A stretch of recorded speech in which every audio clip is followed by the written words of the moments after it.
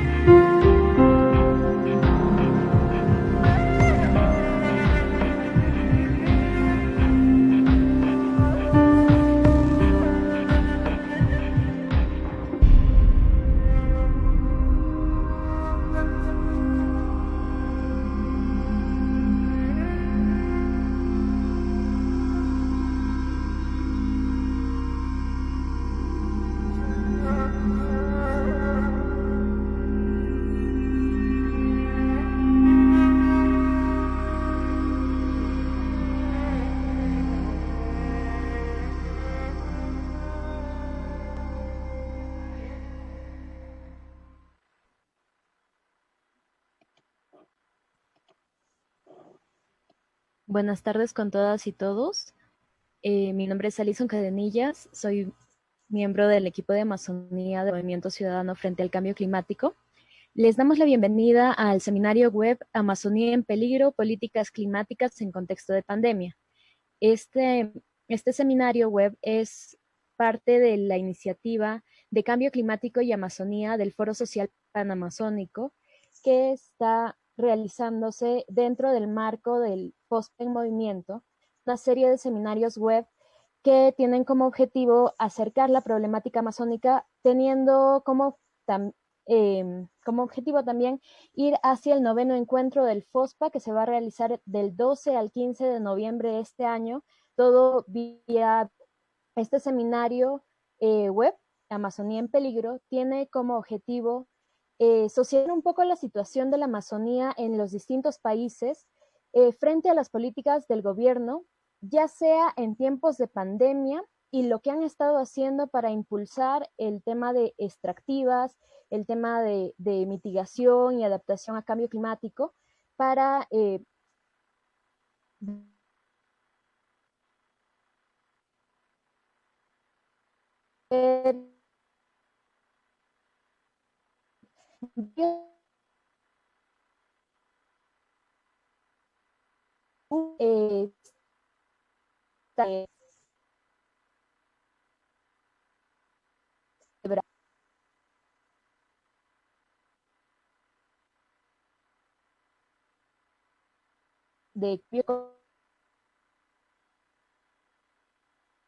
y el grupo, cada uno de esos representantes nos va a dar un análisis de las políticas sobre cada clima que tienen impacto en la Amazonía y la situación, contexto de esa sanitaria escenario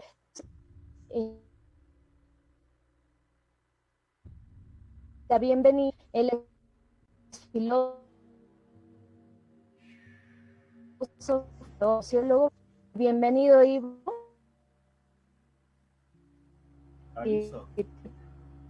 tienes un problema con tu sonido, si no te ayudo en esta parte. Bueno, invitamos para comenzar la... Aló, Alison. ¿Tienes un problema con tu sonido? Sí, tienes un problema con tu sonido, si no te ayuda esta parte.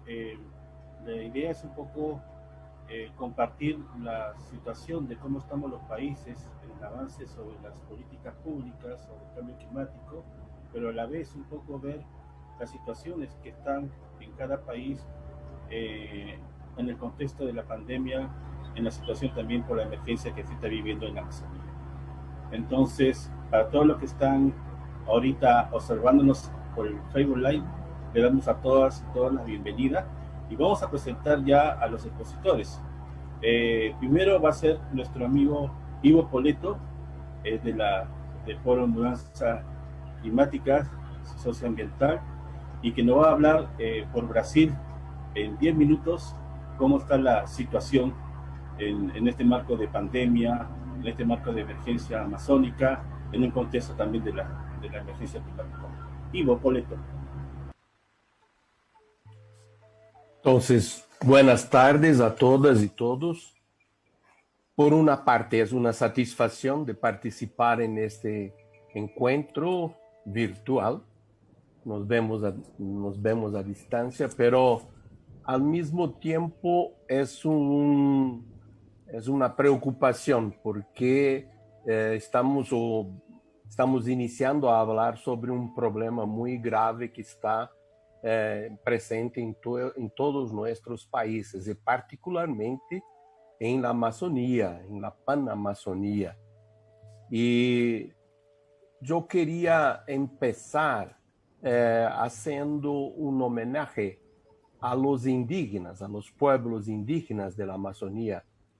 Yo conozco más los de Brasil, pero yo creo que eso es de todos los países, de toda la Amazonía. Los pueblos han tomado sus iniciativas autónomas para defenderse de la agresión de este virus, el coronavirus. ¿Y por qué eso? Porque están no solo abandonados por los gobiernos, sino agredidos por los gobiernos. Por lo menos eso es lo que sucede en Brasil.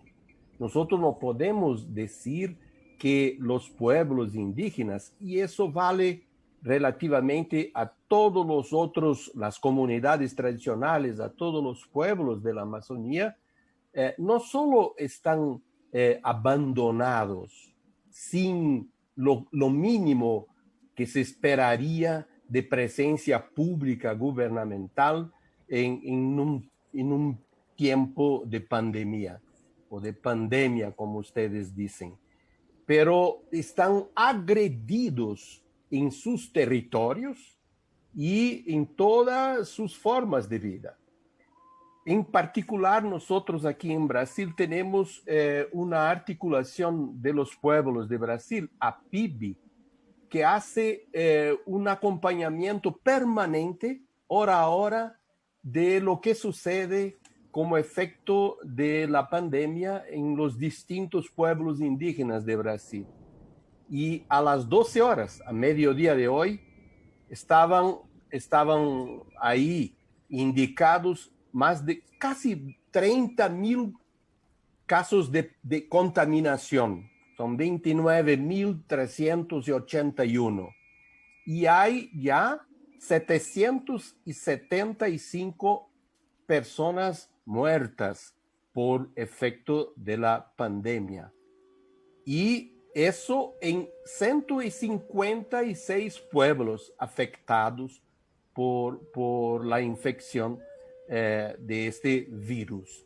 Entonces, como se ve, es una situación muy preocupante porque recuerda que los pueblos, por vivir un poco más aislados, tienen menos, digamos, capacidad física de salvarse de la agresión de este virus. Entonces, tendrían que tener una atención particular, especial, pero eso no ha sucedido. eso no ha sucedido.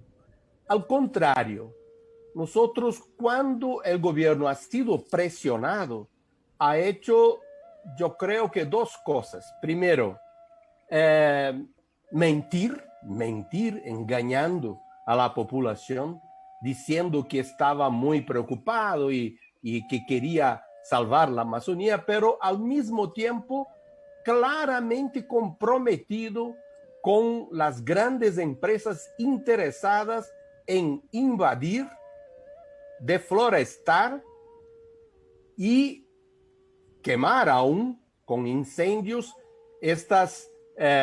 los árboles de la Amazonía y liberando con ese proceso, liberando más tierras para sus iniciativas económicas. Se ve claramente el gobierno que no toma actitudes efectivas de impedir este proceso de invasión y destrucción de las condiciones de vida en los territorios indígenas. Y la otra respuesta, que es muy engañosa, es que ha promovido los militares como responsables.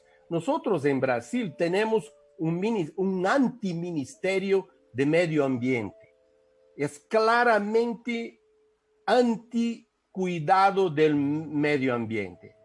Está totalmente comprometido con las iniciativas económicas. Y ahora tenemos los militares presentes en la Amazonía y articulados, comandados por el vicepresidente, que es un general. Eso podría llevar a la ilusión de que entonces, ahorita, los militares van a actuar efectivamente para enfrentar los incendios y quizás defender las comunidades indígenas. Pero eso no es real. Los militares, nosotros tuvimos a no mucho tiempo más de 20 años de dictadura y ha sido en este periodo, por imposición de los militares, que se ha empezado este proceso de destrucción de la Amazonía a partir de una idea muy equivocada de que se tiene que hacer ahí un desarrollo económico y que los que pueden hacer este desarrollo son las grandes empresas de Brasil y de otros países a nivel internacional. Y por otra parte, que eso tiene que ser hecho a partir de la integración de ese territorio a todos los intereses económicos del país. Y eso implica este proceso de agresión al bioma de la Amazonía, a la destrucción de los árboles, de toda la floresta, y la agresión aún a las otras riquezas naturales que hay en la Amazonía. Y, evidentemente, una agresión a los pueblos, porque los pueblos ahí están a mucho tiempo, a muchos miles de años. Y entonces, para invadir la Amazonía es necesario agredir a los pueblos. Pero se ha hecho toda una lucha, una articulación, y se ha reconocido los derechos de los indígenas.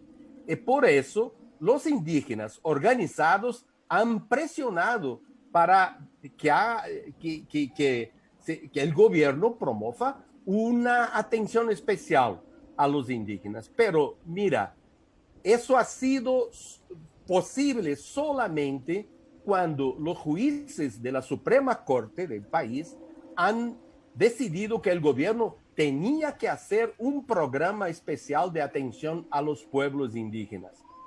Y ahí el gobierno ha hecho este programa.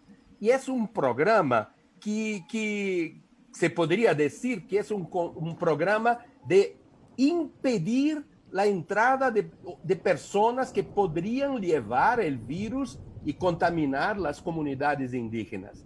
Sería como aislar las comunidades.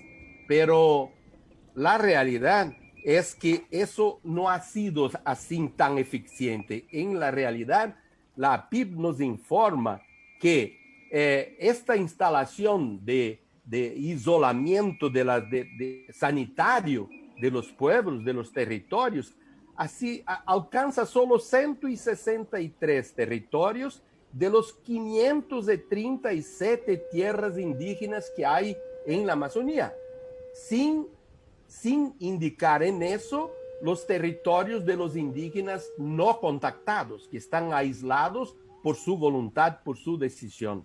Entonces, en ese sentido, es poco efectivo esa decisión.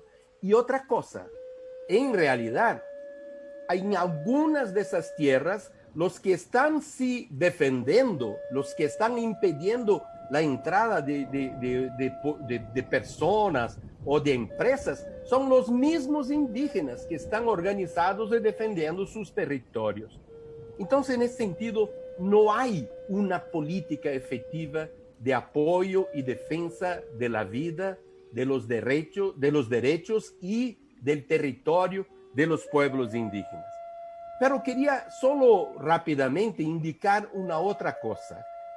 ¿A quién sirve el gobierno y a quién sirven los militares? Sirven los militares que se dicen que van a defender la Amazonía. La noticia es de hoy, que a nivel internacional, los bancos, los grandes bancos a nivel internacional, han pasado a las grandes empresas ligadas a la deforestación y al comercio internacional de commodities agrícolas y de carne, han pasado a ellos más de 150 mil millones de dólares del 2016 hasta ahora. Quiere decir, después del Tratado de París, que sería por lo menos, digamos, en la intención, un tratado de contener las agresiones al cambio climático, a impedir que tengamos un problema gravísimo de cambio climático. Entonces, quiere decir que los bancos están directamente involucrados en iniciativas económicas que agriden tanto la Amazonía como las otras áreas de África y Asia que tienen aún bosques grandes o que deberían ser defendidos para defender la vida en el planeta. Aquí en Brasil son más de 30 mil millones de dólares solo del banco oficial, del banco público, el Banco de Brasil, pasado a estas empresas. Entonces quiere decir que no hay inocencia, hay un comprometimiento entre la política y la economía de las grandes empresas contra la Amazonía y contra sus pueblos. Esa es la realidad que nosotros estamos viviendo. Y por eso es importante saludar las iniciativas de los pueblos que están reaccionando, están aún organizando la solidaridad entre ellos y convocando una solidaridad en Brasil, una solidaridad nacional y quizás aún provocando una solidariedad y una responsabilidad internacional en apoyo a su vida, a su derecho de ser indígenas, ser pueblos distintos y a su derecho de tener territorios garantizados para vivir. Gracias, Ivo. Gracias por la intervención. Está claro que la Amazonía sigue siendo agresiva por estas malas políticas. Y seguimos con la siguiente invitada, que es Andrea Echeverry, de CELSAT. Ella es del área de selvas y biodiversidad de CELSAT Agua Viva, especialista en educación y gestión ambiental, investigadora en asuntos relacionados con deforestación y financiación de la naturaleza. Entonces te invitamos a Andrea para que puedas en 10 minutos contarnos cómo está la situación en Colombia en temas de la política climática y en la emergencia amazónica. Vale, muchísimas gracias, Osber. Muchas gracias, compañeros y compañeras. Siempre es un placer ver cómo nos seguimos juntando, conociendo, ratificando vínculos por la defensa de la Amazonía. Recordar que en el FOSPA, por la vida, defendemos la Amazonía. Yo voy a mirar acá, que no soy muy diestra con esto de las pantallas, una presentación que había preparado y le pido el favor a la moderación si la puede ir acomodando a eso. Esta primera imagen que vemos acá sobre la Amazonía colombiana es en el parque de uno de los municipios amazónicos más deforestados del país, de San Vicente del Caguán, en el departamento del Caquetá. Y esto ya nos puede dar un poco cuenta de cómo es la valoración que se tiene en algunos territorios amazónicos de los bosques, pero hay que entender que eso no es producto de las apropiaciones culturales propias de los pueblos, sino de unas políticas de Estado bastante fuertes. El tema de la deforestación, del cual voy a iniciar a hablar yo, realmente es un asunto que en Colombia involucra una cantidad de variables y que hace que sea un problema bastante complejo. En esta segunda diapositiva les quisiera compartir algunos datos sobre deforestación en la Amazonía de manera muy rápida, mostrando esencialmente cómo se ha concentrado la Amazonía en esta región del país, que es la que alberga 40 millones de hectáreas de bosques o de selvas para 2018. Esto puede parecer bastante porque Colombia tiene actualmente 60 millones de hectáreas de selvas, de cobertura boscosa aún, pero en 20 años se han perdido más de 5 millones de hectáreas, 3 de esas, como podemos ver en estos datos que están en la pantalla, en la Amazonía colombiana. Esta problemática se ha intensificado en los últimos años. Ahorita vamos a ver un poco cuál ha sido la respuesta gubernamental y qué relación tiene esto con la crisis climática, porque en el 2018 los 13 principales núcleos de deforestación en el país, es decir, los 13 municipios más deforestados, fueron en la Amazonía colombiana. Más aún, cifras oficiales hablan que el 70% de la deforestación se concentró en los municipios y departamentos amazónicos. Para 2019, en unas cifras que han resultado un tanto polémicas, también organizaciones articuladas al Sistema Nacional Ambiental, el SINA, hablan de 73.000 hectáreas deforestadas en la Amazonía, que ya es una cifra bastante alarmante, pero cuando veamos las de este año, el panorama va a ser mucho peor por la pandemia. Para 2019 les estaba diciendo que se había concentrado también bastante la deforestación en la Amazonía, y si nosotros miramos el Sistema de Información Ambiental Territorial de la Amazonía colombiana, que también es una entidad gubernamental, podríamos ubicar 688 puntos de calor de marzo a la segunda semana de junio. Sin embargo, en este año, durante ese mismo periodo, esta cifra se escaló de una forma exponencial y fueron más de 13.000 los puntos que se pudieron identificar en este periodo en tiempo real. Si todo el año pasado, aunque sean polémicas las cifras, se habla de 73.000 hectáreas, la Fundación para la Conservación y el Desarrollo Sostenible, a partir de imágenes satelitales y de monitoreos, está hablando que hasta abril de este año teníamos 75.000 hectáreas deforestadas y arrasadas en la Amazonía. Ahora, ¿por qué estoy mencionando estos datos? Porque en Colombia, como podemos ver en la siguiente diapositiva sobre emisiones de gases de efecto invernadero, de los 4 grupos en que clasifica el panel intergubernamental de cambio climático, no está siguiendo las emisiones, diapositivas. ¿Sí? No, sí. Están mostrando las. Es que yo no la. Sí, hay un problema. Y es importante seguir. Es que entendí que. De acuerdo, es que entendí que Alison las iba a poner. No sé cómo se podrían compartir. Pues estamos aquí en la tercera. ¿Me podrías poner la tercera, por favor?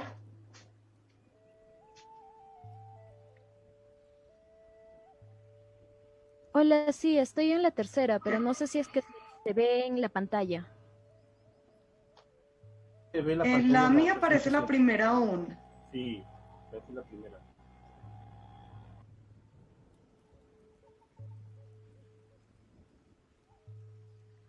Andrea, te pediría mejor que sigas adelante.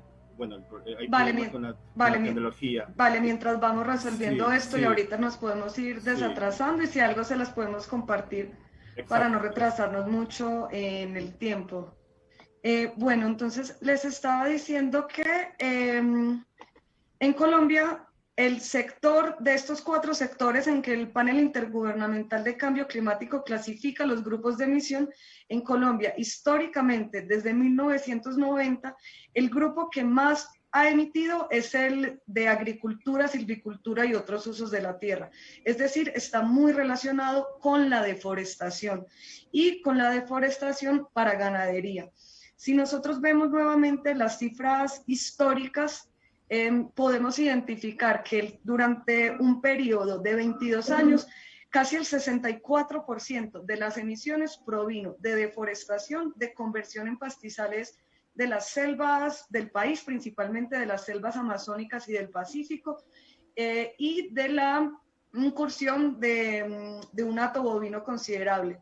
Yo no voy a hablar ahora de esta relación entre ganadería y deforestación en el país, que puede ser consultada a través también de cifras oficiales del censo bovino y la relación que tienen municipios deforestados. Pero lo importante y lo que yo quisiera resaltar acá es que la deforestación en Colombia asociada al acaparamiento de tierras para ganadería termina siendo la principal causa de emisión de gases de efecto invernadero en el país. Distintos medios como Semana, que es una revista de las más prestigiosas en el país, hablan de la deforestación como un motor de emisión de dióxido de carbono en Colombia. Y cada vez más se está ubicando la deforestación como uno de los problemas ambientales más urgentes en el país. Las cifras que mencioné al inicio sobre la pérdida de cobertura boscosa en la Amazonía durante 20 años es el equivalente al tamaño de Suiza. Y nosotros sabemos que cuando se talan los árboles, cuando se pierde toda esa biomasa, todos esos gases, todo ese carbono que estaba almacenado se va a emitir a la atmósfera. Entonces, cuando estamos hablando de la Amazonía como pulmón de la humanidad, realmente tenemos que entender que también se puede convertir en un problema se puede convertir en una causa de gases de efecto invernadero mayor que la que termina siendo como sumidero. El país, el gobierno cada vez más parece entender eso, pero no quiere asumir las causas reales del problema porque no se está mirando la deforestación en su relación con la dimensión política que tiene el país. También instituciones gubernamentales como el IDEAM, que es el Instituto de Meteorología, y Predicciones de Hidrología y Meteorología en Colombia, dice que la deforestación y el acaparamiento de tierras es la principal causa de gases de efecto invernadero para el país y que lo que necesitamos realmente es un catastro para minimizar estos impactos, para realmente tener un mercado de tierras accesible donde la tierra no sea un factor de poder político que termine generando más injusticias sociales y ambientales. La deforestación en Colombia, desde el discurso gubernamental, se ha asociado cada vez más a los cultivos de uso ilícito. Sin embargo, investigaciones como la de Liliana Dávalos, que durante más de 3 años estuvo investigando esta situación, permiten desmentir que los cultivos de uso ilícito sean la principal causa de deforestación en el país.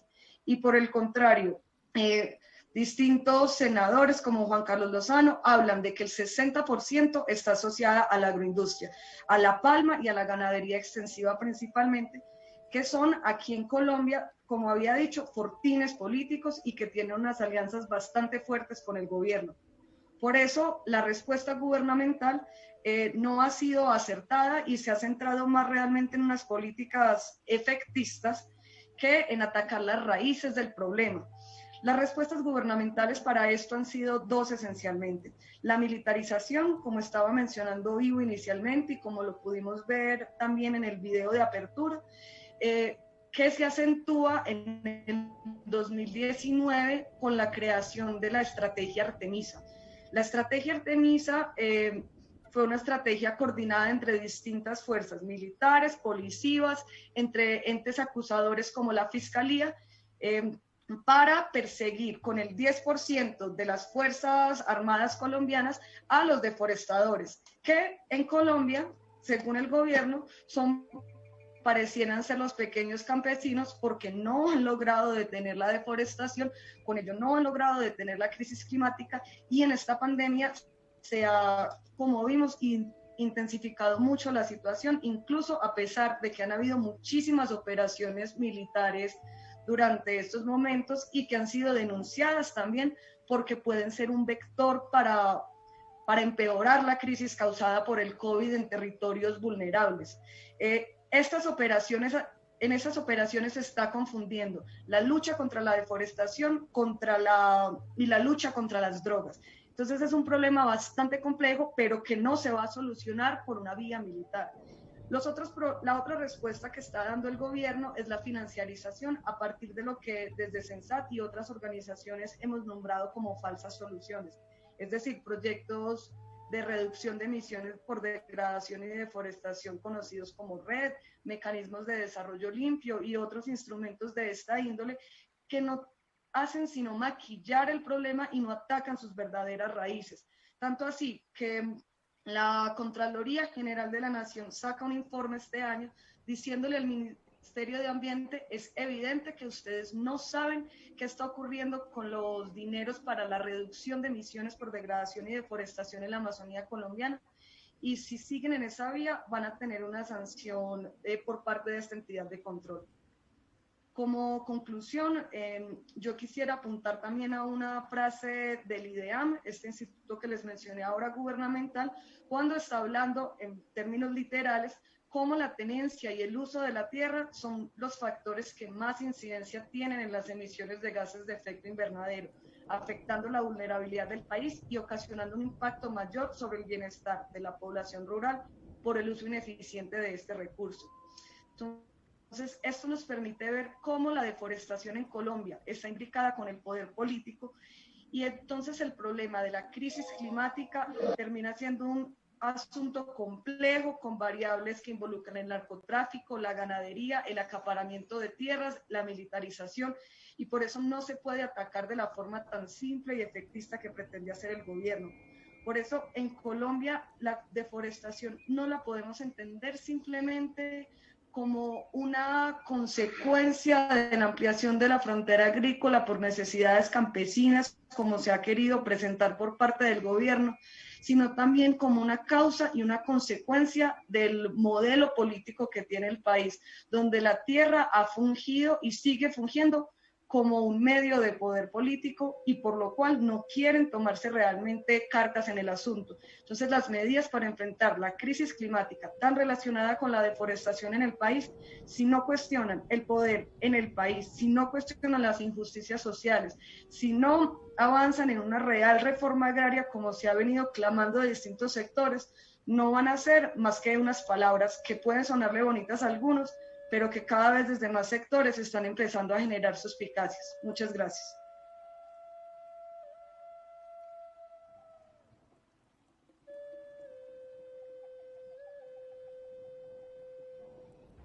Gracias por la intervención de nuestra amiga. Queremos también saludar a todas y todos los que están mirando por el Facebook Live.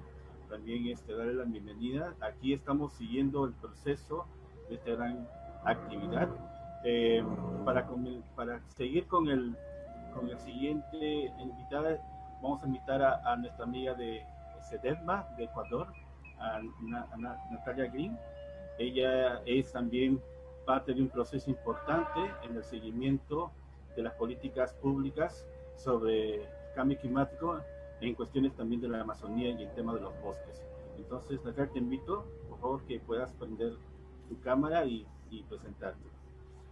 Hola Osber, hola con todos. Gracias Andrea y Ivo por antecederme la palabra, y a todas las organizaciones que han sido parte de este conversatorio en su organización. Les agradezco muchísimo. Es para mí un placer vernos, aunque sea por este medio, y poder compartir un poco cuál es la situación de nuestro país. Como ha dicho Osber, mi nombre es Natalia Green, yo soy vicepresidenta del SEDENMA, y es para mí un gusto comentarles un poco cuál es la situación del Ecuador, especialmente en cuanto a las políticas ambientales que se han dado en el contexto de esta pandemia. Uno de los temas que nos hemos enfocado como SEDENMA y que hemos trabajado con MOSIC y con la Plataforma de Justicia Climática de Bolivia, etcétera, ha sido en dar seguimiento a las políticas ambientales, especialmente a las políticas climáticas relacionadas, por ejemplo, con el tema de los NDCs. Quiero comentarles solamente para el contexto general y para un poco en un tema de información, que Ecuador presentó sus NDCs en marzo del 2019 y justamente se planteaba que empiecen a ejecutarse del 2020 al 2025. Obviamente cambió mucho el contexto de la pandemia, no hemos escuchado nada en absoluto de lo que debería ser ya un plan para poder iniciar con estos NDCs, que nosotros desde la sociedad civil sí hemos sido algo críticos al respecto, ya que las metas son bastante bajas en cuanto al tema de emisiones de los sectores de energía, agricultura, procesos industriales y residuos. El gobierno nacional solamente se plantea una reducción del 9% si es que no tiene apoyo externo, y una reducción del 20.9% de las emisiones si cuenta con un apoyo externo. Mientras que para el sector de USCUS, de cambio de uso de suelo, solamente se plantea una reducción del 4% sin apoyo externo y del 16%, o sea, del 20.9% si cuenta con apoyo externo. ¿Qué significa esto? Que el Ecuador, si no cuenta con un apoyo internacional, ¿no es cierto?, de fuentes internacionales, solamente se está comprometiendo a reducir un 4% de las emisiones de cambio de uso de suelo, que son realmente las que más impacto generan en términos ambientales, no de emisiones, pero sí impacto en términos ambientales, porque son aquellas que se producen por la deforestación, por el cambio de uso de suelo, que afectan especialmente a nuestros bosques, que en Ecuador es nuestro mayor tesoro. Entonces, desde Ecuador hemos hecho una crítica bastante grande y justamente me habían pedido que para este foro haga un seguimiento de qué ha hecho el Ecuador en temas de las políticas ambientales durante la pandemia. Y la verdad, concuerdo mucho con lo que ha dicho Ivo, que nuestro Ministerio del Ambiente, tal cual el Ministerio de Ambiente de Brasil, no ha hecho mucho, por el contrario, es un ministerio que le llamamos, ¿no es cierto?, que son licenciados porque simplemente otorgan licencias y que más bien se ha enfocado en la promoción del extractivismo. Lo único que han hecho, y eso lo hicieron más o menos en julio de este año, es plantear que están trabajando en un mecanismo de construcción para acceder a una certificación de carbono neutralidad.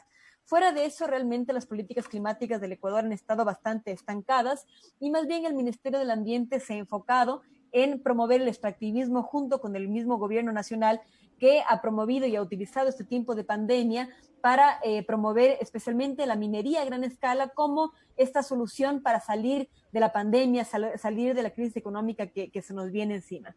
Nosotros como organización de la sociedad civil obviamente somos muy críticas a esta realidad, ya que hemos declarado, y lo hemos hecho justamente en la Asamblea de la Amazonía, que el extractivismo, la megaminería, el petróleo y la tala son otras pandemias y que no podemos estar divididos de aquella situación que está ocurriendo hoy por hoy, que mediante este eslogan de quédate en casa nos han dicho que no podemos hacer mucho, que tenemos que quedarnos en casa, que tenemos que trabajar, ¿no es cierto?, desde nuestros hogares. Sin embargo, el extractivismo, ¿no es cierto?, y toda la maquinaria del extractivismo ha avanzado junto con el poder estatal, especialmente en contra de nuestra Amazonía. La Amazonía ecuatoriana tiene alrededor de 120.000 kilómetros cuadrados y es un espacio extremadamente biodiverso y único en el planeta. Conviven allá más de 9 nacionalidades indígenas y es un lugar muy espectacular donde se conjugan tanto los Andes con la Amazonía y una altísima biodiversidad y también una riqueza hídrica. Sin embargo, este coronavirus, ¿no es cierto?, ha desnudado el dramático abandono que sufre esta región. Un abandono de parte especialmente del Estado ecuatoriano que ha magnificado las inequidades, la violencia, el femicidio, la inadecuada e insuficiente infraestructura de salud en nuestro país, la pobreza, la migración, la precaria educación, la corrupción y la ahogante deuda externa. Realmente esta pandemia ha servido para desnudar todos estos problemas, especialmente el extractivismo que ha sido vendido, ¿no es cierto?, a través de incluso webinars promovidos por el gobierno y por el sector extractivo, como espacios, y perdón Patricia, voy a hablar más lento, como espacios para que puedan salir que sea una luz de salida a la crisis económica. Hemos sido, como les digo, muy críticos, ya que en este tiempo que nos hemos quedado en casa, han avanzado mucho de estas actividades. Por ejemplo, se han construido más de 4.7 kilómetros de carretera que entra al corazón del Parque Nacional Yasuní, lugar donde habitan pueblos no contactados. Esto lo hemos denunciado como se debe. Y en este tiempo donde no tenemos las herramientas de resistencia y de movilización, ¿no es cierto? Realmente se han aprobado leyes contra el ambiente, leyes a favor de la agroindustria de La Palma, se han enviado militares para proteger a las empresas mineras, y realmente se han regularizado temas que son muy, muy claves, como el tema de la consulta previa, y como les digo, se han hecho estos webinars que muy tramposamente, ¿no es cierto?, sirven para promover la minería. Un tema que a nosotros nos causa estupor es que durante esta pandemia también se rompió el día 7 de abril 3 oleoductos en el Ecuador, dando paso a uno de los peores derrames petroleros de los últimos 15 años, afectando a 27,000 indígenas y a 120,000 habitantes. Imagínense que hemos estado en una audiencia por semanas por este tema. El juez, antes de que se presenten las pruebas de las contrapartes, de los demandados, dijo estar enfermo de COVID, se ausentó por 70 días, la audiencia se paró por 70 días, una audiencia de medidas cautelares, y justamente el día de ayer, ante la sorpresa de todos, ¿no es cierto?, el juez rechazó la acción de protección y las medidas cautelares, diciendo que no existía suficiente prueba, cuando fueron múltiples las pruebas que demostraban no solamente que existía un problema muy grave, sino que se agravaba más en tiempos de pandemia, cuando estas comunidades indígenas necesitaban agua limpia, cultivos limpios para no salir de su territorio y evitar el contagio. El tema del contagio ha sido muy grave. Las empresas extractivas, petróleo, minería, han sido varios de los motores que han llevado casos de contaminación y de infección a territorios indígenas que se habían mantenido aislados por el tema del COVID. Y hoy por hoy tenemos 2.825 casos de COVID en la región amazónica, a pesar de que ellos han mantenido un cierto aislamiento, han sido muy afectados por la pandemia, y se ha notado que existe un completo abandono de las autoridades nacionales. Es para nosotros realmente un problema muy grave, que se ha normalizado, ¿no es cierto?, el tema del extractivismo, se ha promovido el tema de la tala de madera, especialmente el tema de la balsa durante esta pandemia, y eso en un país como el Ecuador, que es el primer país en el planeta en reconocer a la naturaleza como sujeto de derechos.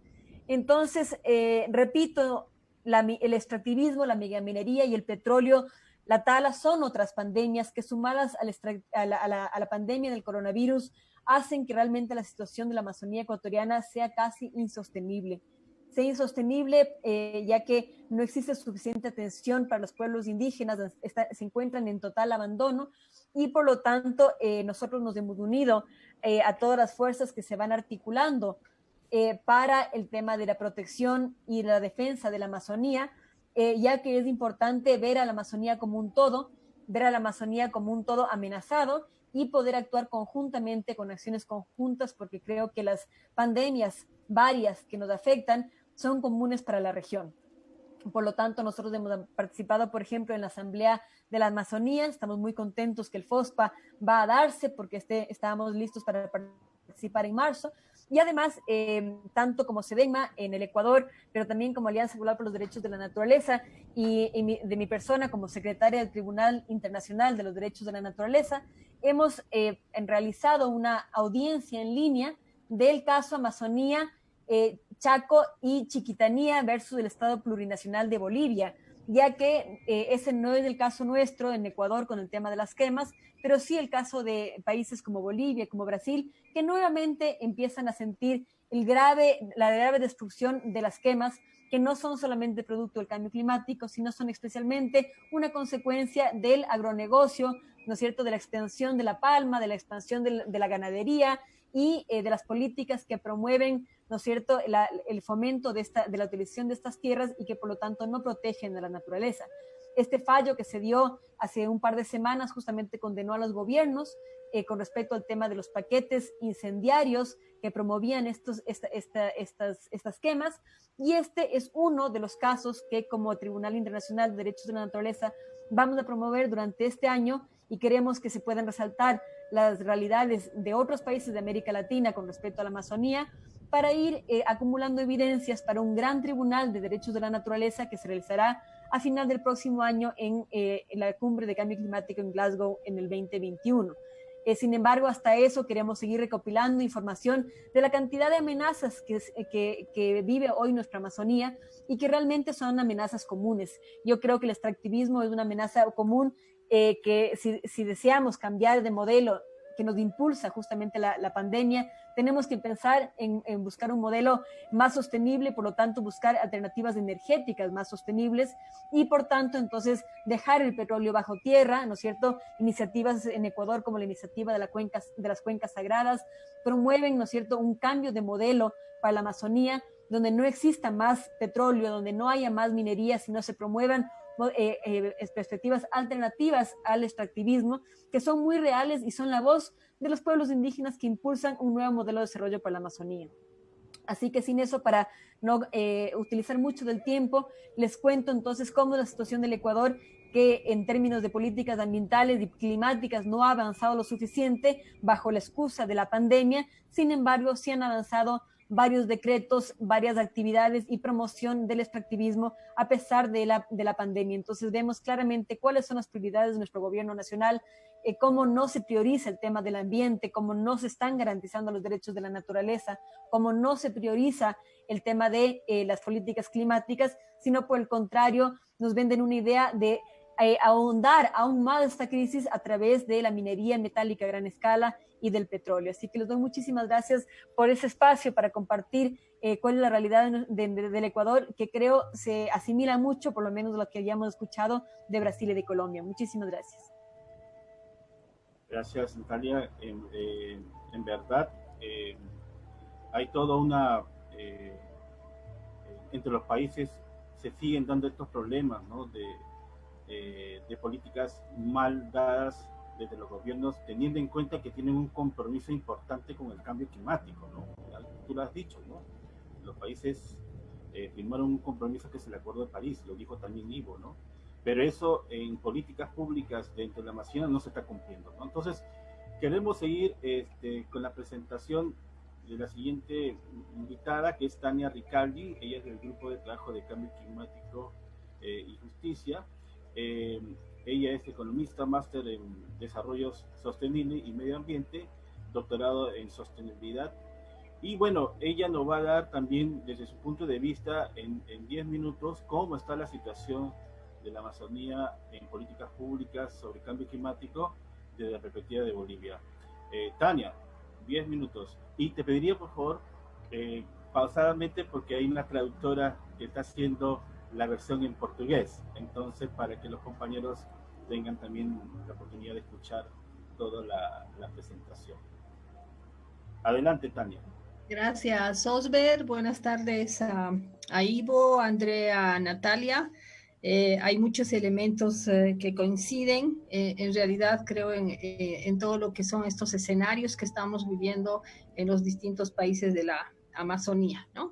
Yo quiero empezar también, como lo hizo Andrea y Natalia, mostrando o comentando sobre lo que es la realidad en términos de emisiones de gases de efecto invernadero en Bolivia, ¿no? Y que creo que es una realidad de la mayor parte de los países de América Latina, ¿no? Cuando hablamos de las emisiones de gases de efecto invernadero, en realidad el sector que más aporta a las emisiones es el cambio de uso de suelo y lo que es la agricultura, ¿no? En el caso boliviano, si hablamos de cambio de uso del suelo, es 63%, y si sumamos a esto la agricultura, llega al 81% en términos de emisiones de gases de efecto invernadero. ¿Por qué es importante mencionar esto? Porque esto está vinculado también con los compromisos que el gobierno de Bolivia asume, el gobierno anterior de Evo Morales asume con relación al Acuerdo de París, vinculado con estos compromisos nacionales determinados. Y son 3 las áreas en las que el gobierno se compromete a actuar. Uno está vinculado con lo que es el agua, buscando incrementar de forma integral la capacidad de adaptación y de reducir sistemáticamente lo que es la vulnerabilidad hídrica en el país. Otro de los componentes es energía, vinculado con incrementar la capacidad de generación eléctrica a través de lo que son energías renovables, voy a volver sobre eso después, y otra de las áreas es bosques, ¿no? Y se compromete a incrementar la capacidad de mitigación y adaptación conjunta a través del manejo integral y sustentable de los bosques. Pero si miramos a mayor detalle lo que es las políticas y fundamentalmente el Plan 2025 que tiene el gobierno de Bolivia, el énfasis está en realidad en lo que es el tema de energía. Y cuando hablamos de energía, se está hablando fundamentalmente de la generación eléctrica. Si miramos el sector de la generación eléctrica a nivel nacional, la contribución que tiene la generación eléctrica no llega al 4% a nivel nacional. Entonces, no estamos atacando el problema de fondo cuando hablamos de lo que es el cambio climático en el país, ¿no?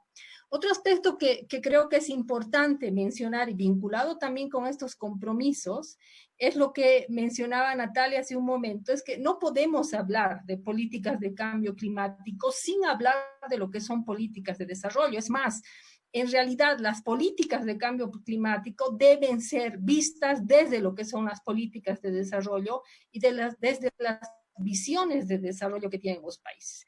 Y si miramos desde esta óptica, vemos que en realidad lo que se hace en el conjunto de los países de América Latina y particularmente en Bolivia es que a partir de la promesa de lo que es el desarrollo económico, se genera todo un proceso de extracción de lo que son bienes comunes y despojo de territorios, ¿no? La Amazonía es un claro ejemplo de ello en el caso nacional.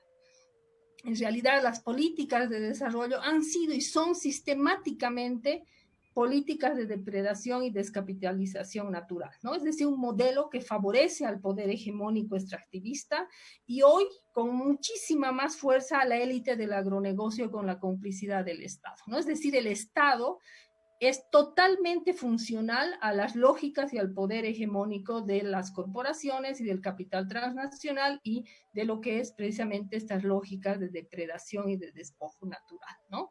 En realidad, entonces, si pensamos que las políticas de cambio climático en realidad deben ser miradas desde las políticas de desarrollo, claramente podríamos ver que no existen políticas ambientales ni políticas nacionales de cambio climático, ni en adaptación ni en mitigación, porque en realidad se prioriza lo que son estas lógicas extractivas, estas lógicas de despojo, y más bien se castiga y se vulneraliza muchísimo más a lo que son estas poblaciones indígenas, a lo que son comunidades, a la pequeña producción campesina, etc. Entonces, si bien durante el gobierno anterior, durante los 13 años del gobierno de Evo Morales, se constituyó todo un discurso en torno a lo que son los derechos de la madre tierra, los principios de armonía con relación a lo que es la construcción del vivir bien, sin embargo, hoy podríamos prácticamente decir que ha desaparecido, que ni de discurso existe con relación a lo que son las políticas ambientales y lo que es la defensa y lo que es la protección y los principios de armonía en relación a lo que son los derechos de la madre tierra. Pese a que existe toda una normativa que es muy interesante con relación a lo que son estos principios y derechos, sin embargo, directamente ya no está presente, ni siquiera discursivamente en las políticas de Estado, ¿no? Pero además se profundiza, y esto no es solamente de este gobierno, es una actitud que se ha ido arrastrando desde el gobierno anterior, la incoherencia en las políticas en Bolivia vinculado precisamente con lo que es esto de los derechos de la madre tierra. Además, una incoherencia en términos del reconocimiento de la realidad climática que existe en el país, ¿no?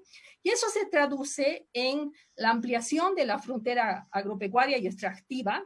Ya Natalia comentaba esto del Tribunal Internacional de los Derechos de la Naturaleza, donde precisamente ahí se ha visibilizado todas las incoherencias y las políticas ecocidas a las que está sometido el país y que viene de toda una historia de definición de política pública encaminada a fortalecer precisamente el agronegocio por un lado y todo lo que son las lógicas extractivas por otro, ¿no? Como parte más bien de estas lógicas extractivistas, ¿no? En realidad, a pesar de la crisis que ha desatado la pandemia, el extractivismo no ha estado confinado, ¿no? Aunque con altibajos sigue operando y se reposiciona estratégicamente en toda la región y se reposiciona estratégicamente en el caso boliviano, ¿no? Aquí estoy parafraseando un artículo de Emiliano Terán. Entonces, cuando hablamos de políticas públicas, en realidad estamos hablando de políticas de devastación de la Amazonía, ¿no? Y ahí tenemos que mirar sin duda todo lo que son las políticas del agronegocio, que hoy están totalmente exacerbadas, que hay un claro y directo apoyo desde el gobierno en términos de políticas a lo que es el agronegocio, vinculado no solamente con la ganadería, también con la apertura a lo que son los transgénicos en soya, maíz, trigo, algodón, la apertura a lo que es también el promover plantaciones de eucalipto transgénico y toda la lógica vinculada con lo que son biocombustibles, ¿no?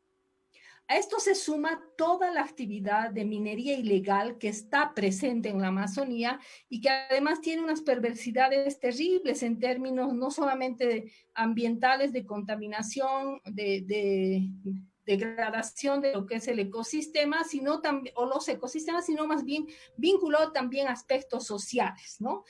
Tenemos miles de niños que están vinculados con lo que es el trabajo en la minería ilegal, ¿no? Todos los impactos que tiene sobre las culturas, sobre las mujeres de los pueblos amazónicos, ¿no?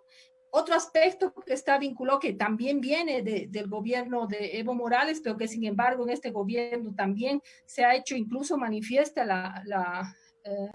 el llevar adelante políticas de explotación hidrocarburífera mucho más agresivas y que también se ha traducido en la incursión en lo que son áreas protegidas, ¿no? Ya las áreas protegidas ya no restringen lo que es la actividad hidrocarburífera y más bien significan nuevos espacios frescos para poder incursionar con lo que son los capitales petroleros y gasíferos, ¿no? Otro aspecto también importante es toda la mirada y toda la apuesta que hace el gobierno de Bolivia, el gobierno de Evo Morales principalmente, en lo que eran las apuestas a los proyectos hidroeléctricos, ¿no? Es decir, cuando se habla de los compromisos nacionales en términos de lo que podría ser esta transición energética, fundamentalmente se apuesta a lo que son estos megaproyectos hidroeléctricos, ¿no? Afectando áreas protegidas, afectando a pueblos y comunidades indígenas. Y otro aspecto que, si no me equivoco, también Natalia mencionaba, está vinculado con todo el despliegue de la construcción de carreteras que fragmentan áreas protegidas, ¿no? Y que permite también la incursión de lo que es el capital transnacional con afectaciones no solamente a la explotación de estos bienes comunes, sino también a lo que son pueblos indígenas, ¿no? Entonces, cuando vemos el mapa de la Amazonía, en realidad vemos un mosaico de diversas formas de agresión y despojo de lo que es este ecosistema en todo lo que es el territorio amazónico, ¿no? En el caso boliviano está tanto explotación hidrocarburífera, está la minería, está la deforestación, entonces, y la ampliación de la frontera agrícola que promueve además el gobierno boliviano, ¿no? Entonces, en este contexto, de despojo, de afectación ambiental, de afectación a lo que son derechos de pueblos indígenas, de afectación a lo que es la naturaleza, un aspecto que ha quedado en evidencia en esta pandemia es que si bien los pueblos indígenas, y más que los pueblos indígenas, los territorios el territorio amazónico está en la mira del capital transnacional, fundamentalmente para una expansión y para una explotación de lo que son estos bienes comunes. Sin embargo, la pandemia ha evidenciado que en realidad los pueblos indígenas se invisibilizan en relación a lo que son las políticas públicas, ¿no? Es algo que creo que la pandemia ha confirmado y que muestra efectivamente que los pueblos indígenas se constituyen en obstáculos a los intereses y a las lógicas del capital transnacional.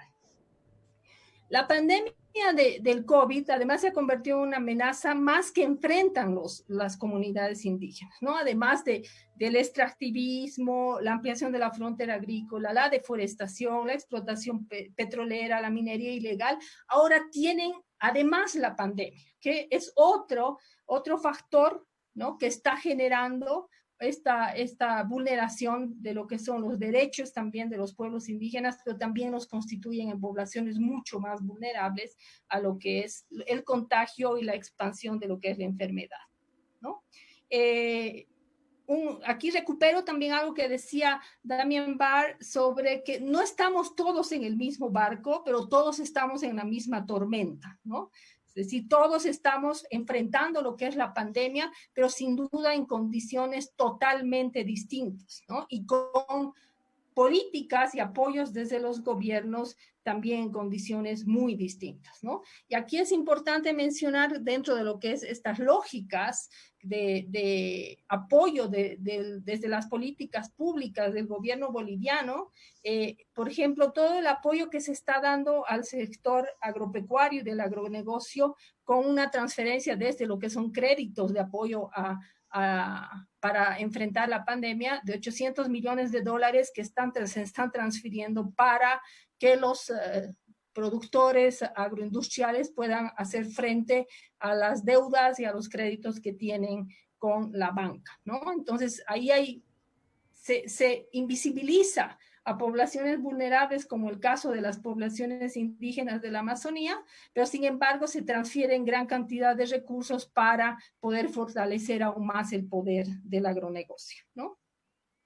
Algo que mencionaba Natalia está vinculado con todas estas políticas ecocidas que ha definido también el Tribunal Internacional de los Derechos de la Naturaleza, haciendo un seguimiento a lo que ha sido el desastre del año pasado con relación a los incendios en la Chiquitanía y en el Chaco, que ha dejado 5.3 millones de hectáreas perdidas por los incendios, que ocasionó que Bolivia se encuentre en el 4º lugar a nivel mundial, según los datos del año pasado, en cuanto a pérdida de lo que es bosque primario, 290.000 hectáreas. Entonces, que realmente ha generado un proceso de devastación terrible en la Chiquitanía y en el Gran Chaco, ¿no? Un ecocidio y afectaciones tanto a lo que es los seres de la naturaleza, pero también a poblaciones indígenas, ¿no? Y que es resultado de estas políticas de Estado, de estas políticas de apoyo al agronegocio, a la ganadería de exportación, y a lo que son los cultivos transgénicos, especialmente la soya, ¿no? Entonces, estamos realmente en un escenario de afectación irreversible a lo que es toda esta región amazónica, que constituyen, como varios de ustedes ya lo han dicho, la reserva de vida para todo el planeta. No estamos en realidad, a partir de estas políticas de desarrollo, a partir de estas políticas ecocidas, atacando la posibilidad de mantener la vida, de poder cuidar y proteger la vida, ¿no? Entre las políticas públicas que están vinculadas con esta lógica extractiva, como decíamos, está todo lo que tiene que ver con estas lógicas extractivistas, pero también hay una serie de acciones vinculadas con lo que es la violación de los derechos humanos y de la naturaleza, que se vinculan necesariamente con lo que son estas lógicas extractivas, pero también hay todo un accionar desde el gobierno relacionado con lo que es la criminalización, la persecución y también, como Ivo mencionaba, la militarización, aprovechando el contexto de la pandemia, ¿no? Que también frena la posibilidad de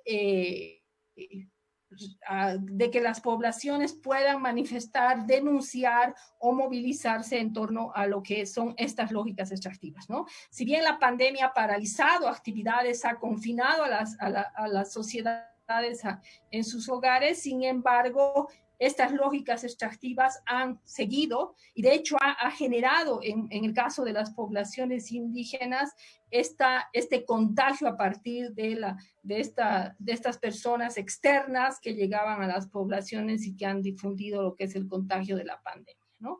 Otro aspecto importante es que se genera toda una lógica que atenta con lo que es la soberanía alimentaria, territorial, energética e hídrica a partir de lo que es esta lógica extractiva, ¿no? Entonces, lo que vemos en las políticas nacionales, estas políticas de desarrollo que a su vez tienen influencia en lo que debería ser el accionar ambiental, son políticas que están basadas fundamentalmente en lógicas patriarcales, extractivistas, coloniales, ecocidas, que mercantilizan la naturaleza y lo que son bienes comunes poniendo en riesgo la vida, ¿no? En realidad son políticas basadas en este despojo de derechos, despojo de lo que son territorios, pero además basadas en estas falsas soluciones, ¿no? Se presentan las mega plantas hidroeléctricas, los biocombustibles, el fracking, la energía nuclear, el incursionar en lo que son áreas protegidas para mostrar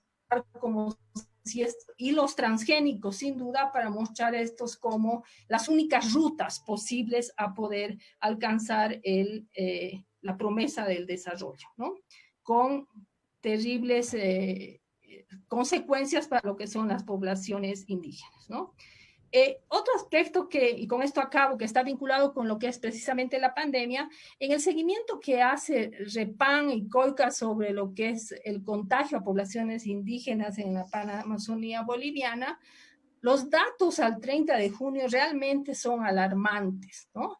Muestran un nivel de letalidad en la población indígena del 23%, que es el nivel de letalidad más alto vinculado con todo lo que son los datos del resto de los países de la Panamazonía, ¿no? Y un informe que saca la Defensoría del Pueblo en junio del 2020 muestra precisamente una serie de vulneración de derechos de los pueblos indígenas. En primer lugar, la vulneración a lo que son los derechos de la salud, el acceso a la salud, porque en la resolución ministerial para enfrentar la pandemia no se hace mención a medidas específicas de protección a pueblos indígenas, reconociendo esta como una población altamente vulnerable, ¿no? Hay vulneración del derecho a la protección en términos de la posibilidad de tener acceso realmente a lo que son mecanismos de protección también desde el Estado, pero en relación también a cómo se van organizando también a las poblaciones indígenas a nivel local para poder generar una protección en términos a la pandemia, sí, pero que sin embargo las mismas poblaciones lo han hecho sin necesidad de que el Estado participe, o más bien a partir de que el Estado los ha ignorado en este proceso. Hay una vulneración sin duda de derecho a la educación, porque con la implementación de la educación virtual, cuando en estas poblaciones indígenas no tienen conexión a Internet o no tienen posibilidades de comunicación, ¿no? Vulneración a lo que es el derecho a la información y participación, que básicamente no se ha generado información que vaya precisamente de respuesta en idioma nativo a estas poblaciones que están alejadas o que no tienen posibilidades de conexión. Y a esto se ha sumado todo lo que es hoy, que este año también estamos viviendo, los focos de incendio, ¿no? Todas estas medidas que aprovechando la pandemia, la cuarentena, el confinamiento, se han definido en el gobierno vinculados con lo que son transgénicos, actividades extractivas, avasallamiento del modelo productivo agroindustrial, sobre lo que son los territorios y modos de vida de los pueblos indígenas, ¿no? Pero sin embargo, como también decía Ivo, ha habido toda una serie de autoorganización de los pueblos para poder responder ante esta invisibilización del Estado en relación a estos pueblos como pueblos vulnerables, altamente vulnerables a lo que era la pandemia, ¿no? Entonces, estamos en este escenario, creo que hay muchísimos desafíos con relación a cómo enfrentar esta fase post-pandemia, pero también hay muchos riesgos, ¿no? En algún momento Osber comentaba esto de que esta visión de la necesidad de la reactivación económica puede llevar a ahondar en realidad lo que son estas políticas extractivas, que de hecho se está dirigiendo en el caso boliviano a esa lógica.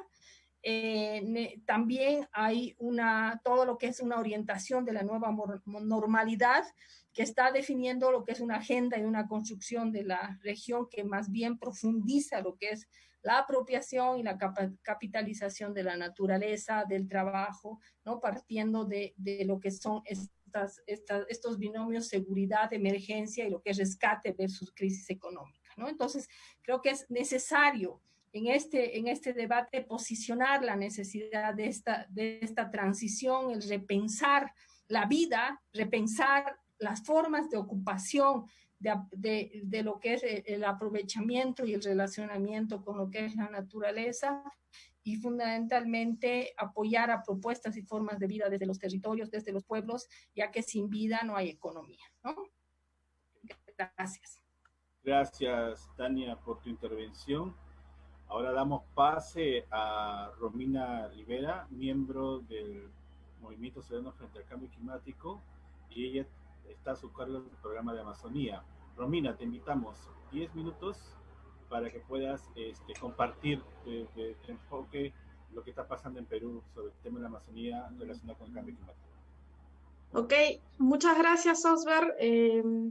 Muchas gracias, Osber, y gracias y saludos a todos los compañeros y compañeras que me han antecedido.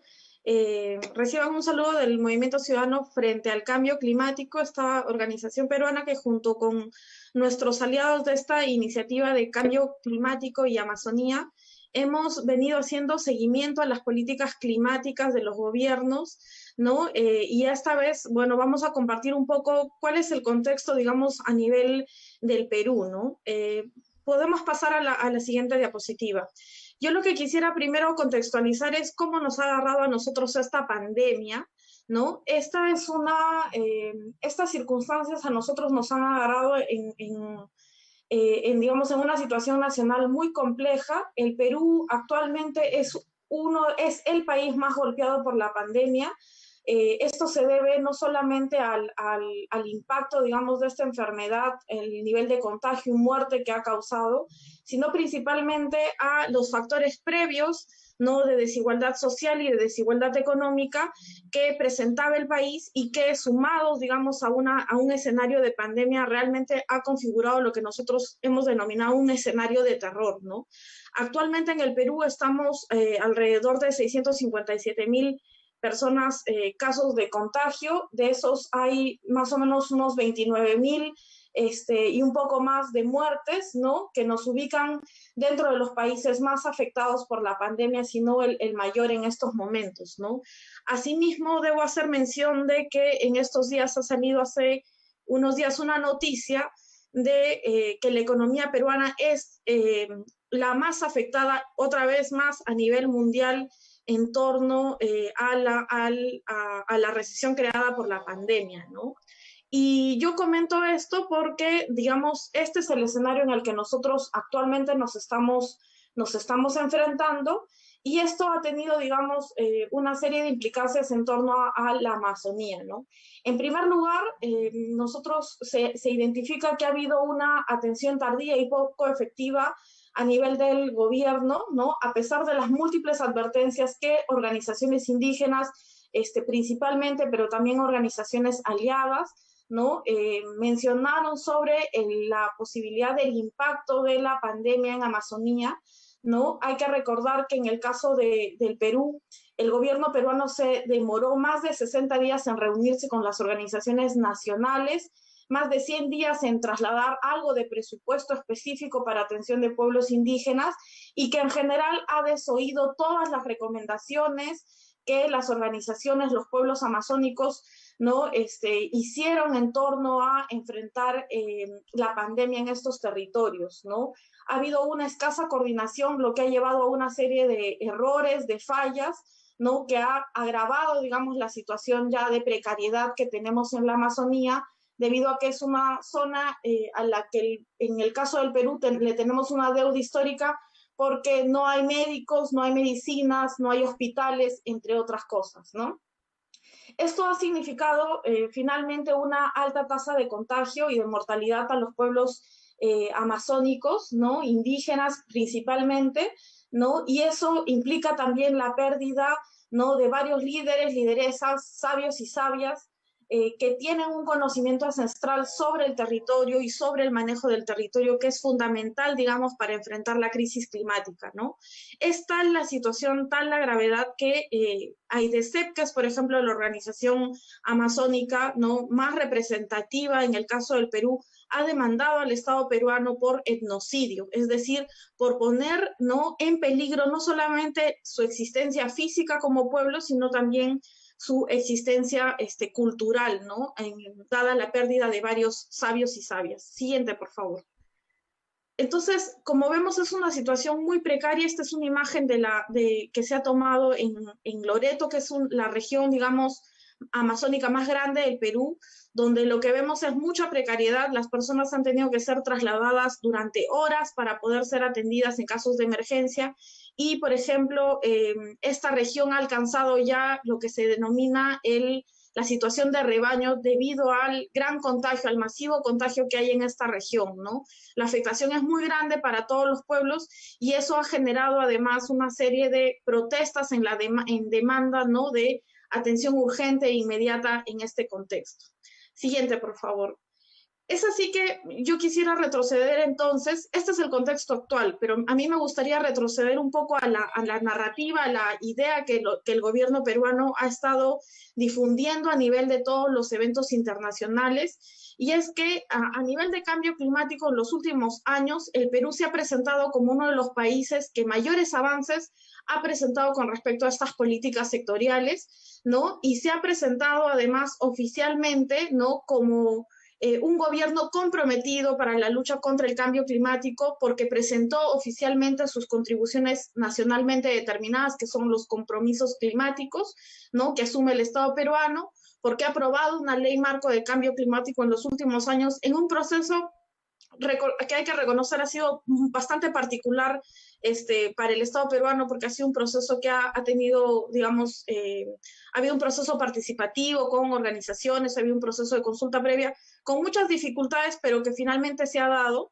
¿no? Y porque incluso, digamos, se habló de la firma del Acuerdo de Escazú como un elemento importante y de la vocación que el gobierno peruano tenía, digamos, frente al cambio climático y al tema ambiental en general, ¿no?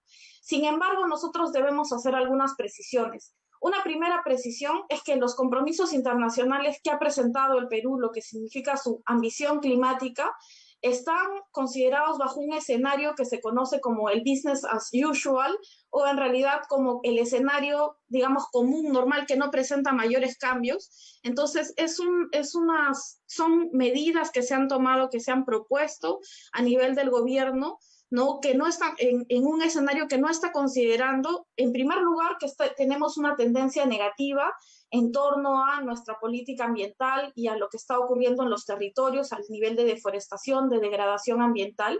Entonces, no son, digamos, no es un escenario real, ¿no? Así que nosotros cuestionamos, digamos, cómo se vende, digamos, la idea de que estamos haciendo cosas cuando en realidad hay una serie de elementos que nos indican que no es posible, digamos, no es posible que se concretice esa voluntad en el territorio, digamos, peruano, ¿no?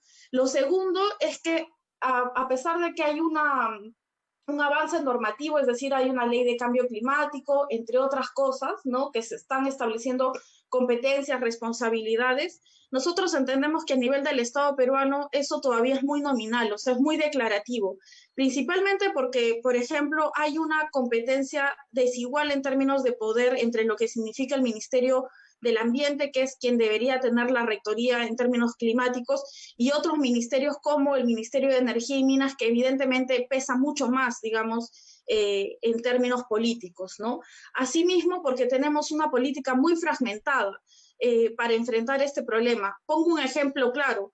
2/3 de nuestros compromisos, de las medidas que tenemos que tomar, digamos, frente al cambio climático, están bajo responsabilidad de otro sector que no es el Ministerio del Ambiente, sino el Ministerio Agrario, ¿no? Y eso significa que el Ministerio del Ambiente puede apoyar, puede seguir, puede, digamos, observar, pero no ejecuta ni ordena la ejecución, ¿no?, de todos los esfuerzos que se deben hacer, ¿no? Entonces, lo que tenemos es una política fragmentada de competencias, ¿no? Asimismo, queremos nombrar que a pesar de todo este discurso, digamos, ambiental o climático en el ámbito internacional, en el ámbito nacional nosotros mantenemos una política económica fundamentalmente extractiva, ¿no?, que en tiempos de pandemia se ha visto cómo se ha priorizado este tipo de actividades, principalmente hidrocarburos y minería, sobre todo en territorios amazónicos, ¿no? Y que a la hora de conversar, digamos, la salida de esta crisis económica que estamos viviendo de manera también particular en el Perú, se insiste, digamos, en esta lógica extractiva, ¿no? Siguiente, por favor. Eso lo que nos deja es un escenario bastante complicado, ¿no? Lo primero es que lo que se ha detectado es que a pesar del cierre territorial de los pueblos amazónicos, ¿no?, para enfrentar la pandemia, precisamente por esta vocación, digamos, extractivista, ha permitido que tanto Fuerzas Armadas como personas y empresas, ¿no?, que operan en esta parte del territorio sigan ingresando a los territorios amazónicos, exponiendo a los pueblos indígenas a la pandemia para la realización de actividades extractivas, ¿no? El 50% de nuestras emisiones actualmente está relacionada con el tema de deforestación, y contrario, digamos, a los primeros dichos del gobierno peruano que decía que debido a la pandemia se había detenido la deforestación, lo que nos damos cuenta es que más bien la deforestación está aumentando porque el Estado, ¿no?, al no estar presente en varios territorios, digamos, amazónicos, está permitiendo que actividades ilegales, que yo digo ilegales entre comillas porque siempre están muy relacionadas con lo legal, finalmente puedan seguir operando impunemente en esta parte del territorio, ¿no? Tenemos otras problemáticas que además vienen de años anteriores, como el tema de los incendios forestales, ¿no? Hay muchas alertas en torno a toda la región panamazónica. En el caso del Perú, hasta agosto del 2020 se han registrado 1.044 incendios forestales, y se cree que podría superarse el escenario del 2019, que fue un escenario trágico y que concitó una atención mundial, ¿no?, a esta parte del territorio. Siguiente. También otra cosa que ha ocurrido durante esta pandemia, ¿no?, es que se siguen registrando derrames de petróleo en la Amazonía peruana, ¿no? Esto se suma a más de miles de casos de impacto ambiental en la Amazonía con respecto a la actividad hidrocarburífera, ¿no? Y lo que nosotros lo que se evidencia, además en contexto de pandemia, es que esta situación continúa, ¿no? Que sigue, la reactivación económica ha priorizado dentro de sus actividades otra vez el tema hidrocarburífero, a pesar de todas estas consideraciones que se han presentado. Y lo que vemos además es que el abandono del Estado en los territorios está permitiendo precisamente que economías ilegales relacionadas al tema de la tala, la minería, por ejemplo, vuelvan con fuerza a los territorios tras una aparente calma, ¿no? Ahí hay una preocupación muy fuerte en relación a los pueblos en aislamiento y contacto inicial, ¿no? En aislamiento voluntario y contacto inicial, los PIACI, porque finalmente se ven cercados frente a este tipo de actividades, ¿no? Además, queremos hacer mención que durante el tiempo de la pandemia, ¿no?, ha habido más de 4 asesinatos a defensores ambientales, precisamente en Amazonía, que están relacionados a problemas territoriales, ¿no?, de titulación de territorios y de avance de economías ilegales, pero también ha habido un conflicto, digamos, en la región Loreto, que por la represión policial ha dejado 3 muertos del pueblo Cucama, ¿no? Entonces, seguimos por favor con la siguiente diapositiva. Como nos damos cuenta, este es un escenario bastante complejo, ¿no? En la Amazonía, digamos, no solamente la desatención o el racismo institucionalizado con el que se ha abordado, digamos, la problemática amazónica en relación a la pandemia, sino, digamos, ahora también en torno a la respuesta que el Estado peruano está pretendiendo dar a la política de reactivación, ¿no? Nosotros consideramos desde el MOSIC que la política de reactivación planteada por el gobierno peruano continúa precisamente con esa lógica colonial, es decir, del Estado, desde el Estado nacional se dice finalmente qué es lo que va a pasar en los territorios sin considerar las problemáticas, sin considerar las circunstancias, digamos, de los territorios, extractiva porque fundamentalmente apuesta a actividades forestales, actividades extractivas mineras, actividades de hidrocarburos, entre otras, ¿no? Y también, por ejemplo, el tema de agronegocios y también discriminatoria frente a los pueblos porque no atiende sus necesidades básicas, no atiende sus propuestas y no atiende sus demandas, digamos, para la reactivación económica, ¿no? En ese sentido, se ha priorizado las actividades, este tipo de actividades económicas que valga decir que nunca pararon, ni siquiera en pandemia no pararon sus actividades. Se están dando una serie de incentivos económicos en lo que se conoce el plan como Reactiva Perú, que ha beneficiado principalmente a la gran empresa, ¿no? Y no a las pequeñas y medianas empresas como el gobierno anunció. Ha sido fondos que el Estado está respaldando, fondos privados que el Estado está respaldando, préstamos a grandes empresas.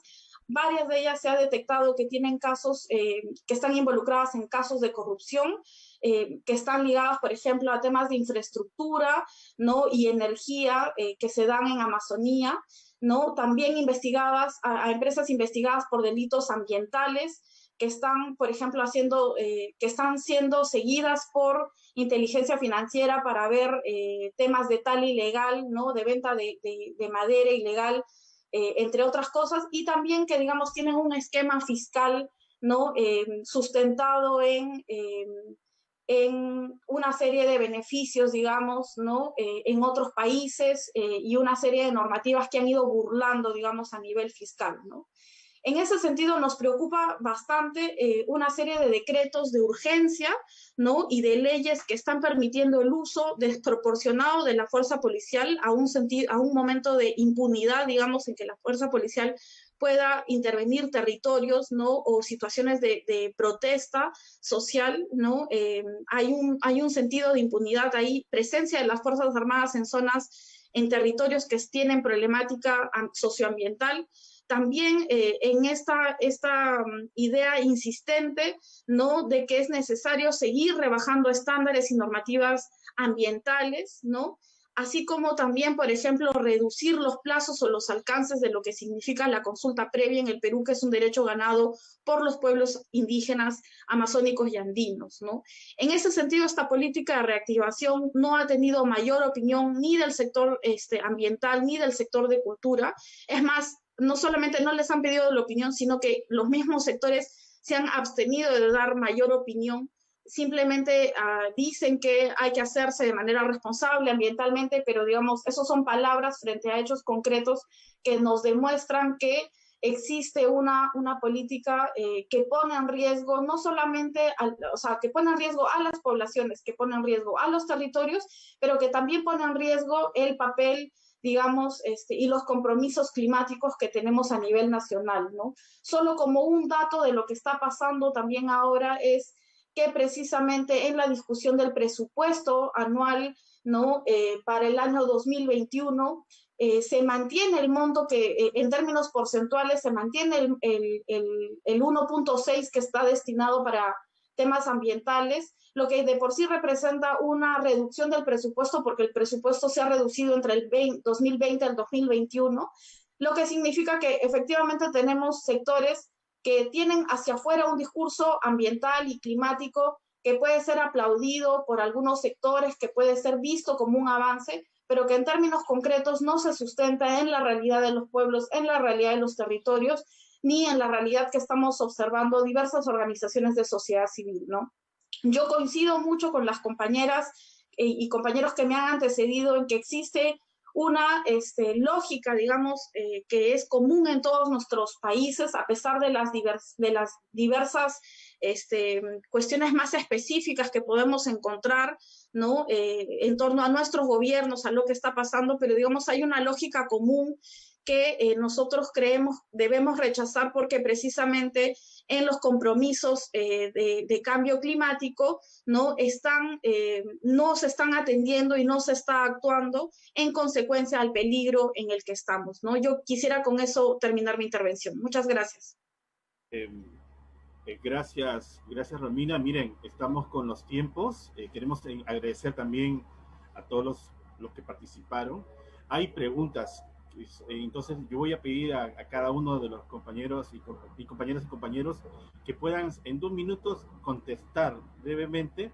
Y las preguntas son las siguientes, y disculpen por el ruido, aquí la primera pregunta es para todos los ponentes: ¿cuáles pueden ser las alternativas para enfrentar la crisis climática? La segunda pregunta es para los 3 expositores: ¿qué mecanismos o acciones han generado desde sus organizaciones para mitigar las afectaciones de las políticas públicas en la Amazonía y cómo es posible enfrentarla a largo plazo desde la articulación de acciones de múltiples actores que defienden la Panamazonía? Y la última es: ¿se han hecho acciones jurídicas a nivel internacional por parte de las organizaciones indígenas en cada país? ¿Qué se ha logrado? ¿Se podría realizar alguna acción jurídica internacional en conjunto con todas las organizaciones indígenas de los 9 países de la Amazonía? ¿Cuál? Entonces, no sé si lograron escuchar bien. Ivo, si pueden en 2 minutos dar una respuesta y así pasaríamos uno por uno y para poder hacer las conclusiones. Sí, escuché. Yo creo que casi que la lectura de las 3 preguntas necesita más de 2 minutos, pero digamos 2, 3 cositas sobre esas preguntas. Primero, las alternativas no son cosas simples. Tendríamos que cambiar todo el sistema de vida. Yo creo que los pueblos de la Amazonía tienen, sí, la indicación de lo que se debe hacer para respetar la Amazonía como fuente de humedad, de lluvias, de agua, para todos los pueblos y particularmente para nosotros en Brasil, en todo el territorio. Entonces, es necesario comprender esta propuesta de los pueblos como indicación de camino para enfrentar todo eso que todas las exposiciones han presentado como política que está siendo, digamos, impuesta y que es agresiva contra todas las condiciones del ambiente de la Amazonía y con sus pueblos. Lo que estamos haciendo, yo quería solo destacar que hemos tomado una decisión, entre tantas otras cosas, de organizarnos a nivel nacional de forma articulada para luchar en nuestro país por el reconocimiento de los derechos de la naturaleza. Y no quereríamos que sería como que un discurso bonito que está en las leyes, sino que sea un cambio cultural del pueblo. Entonces, en ese sentido, una movilización aún educativa, concientizadora, movilizadora. Y pensamos hacer eso en cada municipio en los periodos electorales que tendremos ahorita en noviembre y quizás a nivel nacional en una lucha que no será nada fácil. Por último, yo tengo la información que de nuestros pueblos indígenas, yo creo que están en poco tiempo estarán en los países de Europa denunciando lo que sucede en Brasil y todo el tiempo solicitando a los espacios de derechos internacionales que actúen en defensa de los derechos de los pueblos indígenas. Y yo creo que si fuera posible, quizás COICA podría ser provocada en ese sentido y el FOSPA podría ser también un apoyo, quizás construir una acción internacional conjunta de los pueblos indígenas con apoyo de todos nosotros que no somos indígenas, pero queremos, digamos, convertirnos a partir de lo que nos enseñan. Gracias. Andrea, 2 minutos. Gracias. Intentando ser muy breve.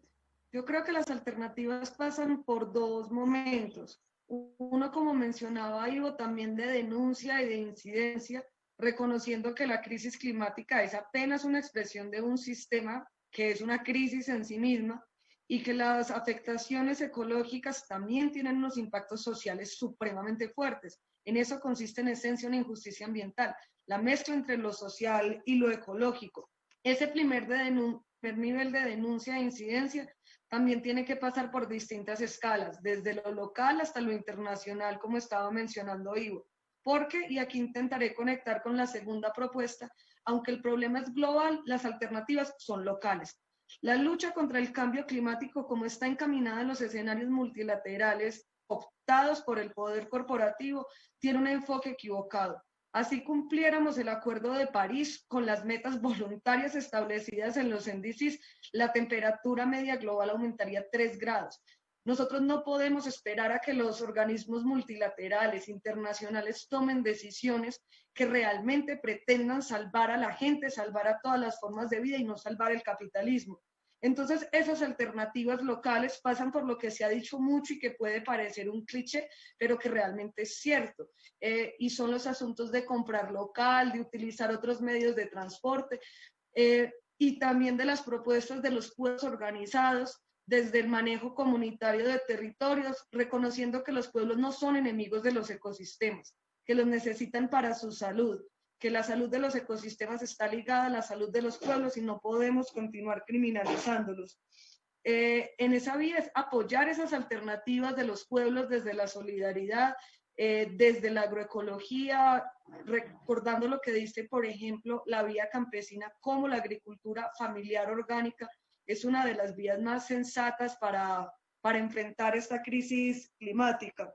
Y pensando en esos actores, quisiera traer a colación para terminar una frase de Paulo Freire, cuando nos hace el llamado de que nadie libera a nadie, ni nadie se libera solo. Una acción internacional desde los pueblos indígenas puede ser muy interesante, pero eso tiene que ir respaldado por acciones de otros sectores también.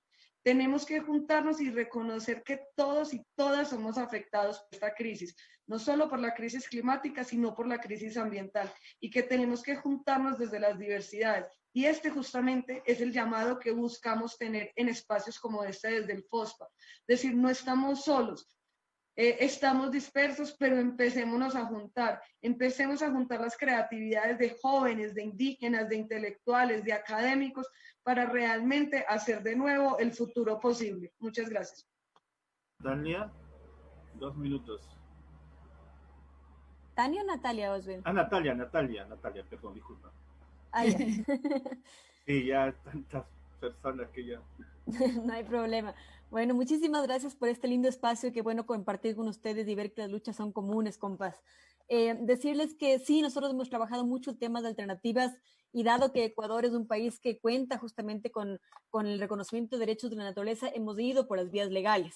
Es más, el día de mañana, por ejemplo, vamos a tener una audiencia, una acción de protección, donde estamos tratando de combatir a la minería a gran escala, tratando de defender los derechos de la naturaleza, por ejemplo, con 2 especies de ranas, que son las últimas en su género, y que han sido descubiertas en un área que va a estar afectada por una de las concesiones en Intag, en Yurimagua.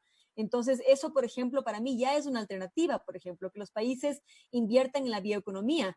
Nos comentaban, por ejemplo, estos compañeros que las moléculas que existen en las ranas pueden tener un potencial biofarmacéutico que puede superar con creces, ¿no es cierto?, aquellos recursos que vengan de la minería, que ahora se ha develado que realmente los recursos que vendrían de la minería son mínimos e ínfimos comparados con lo que pierde el Ecuador si es que nos embarcamos en esta terrible odisea que sería la minería a gran escala. Entonces, alternativas sí, la bioeconomía, la energía renovables, la agroecología, las alternativas productivas, que en nuestro país abundan y que realmente podrían ser muy compatibles y son muy compatibles con la protección de los bosques, siendo y entendiendo que en una época de pandemia los bosques son nuestro antivirus y que por lo tanto tenemos que protegerlos y, como ha dicho Andrea, cambiar nuestro sistema. Las metas climáticas no son suficientes si seguimos con este mismo modelo, no vamos a cambiar, y realmente reconociendo los derechos de la naturaleza, cambiando el sistema capitalista, consumista, esa es la alternativa, esa es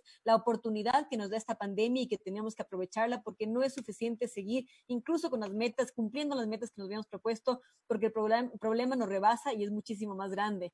Entonces sí, ¿cómo mitigar estas afectaciones? Hemos ido justamente por las vías jurídicas. En Ecuador sí hemos planteado esas vías jurídicas, a pesar de que, como les comentaba, el día de ayer perdimos una de las vías que planteamos para proteger a los pueblos indígenas que estuvieran afectados por los derrames petroleros.